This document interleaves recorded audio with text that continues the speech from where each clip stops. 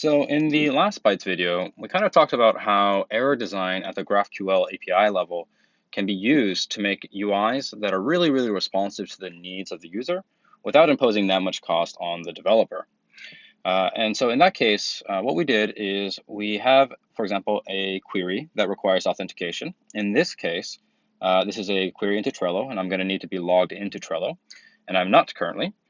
And whenever I run this, it's going to return an error. And the error is nicely canonicalized, like we saw last time.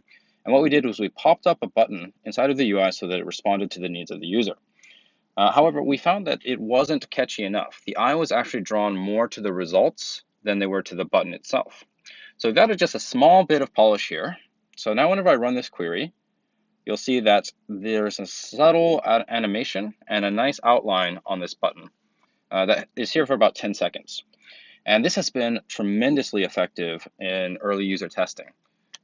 Users know exactly what they should be doing next with this case. We actually originally tried to use a blue outline because this is fitting with the graphical theme. However, that was actually too subtle. So often we would run a query, the button would pop up, and we would ask the user, okay, what should you do next? And they were never sure. However, whenever we have this pink outline, so I'm going to refresh this again and run it.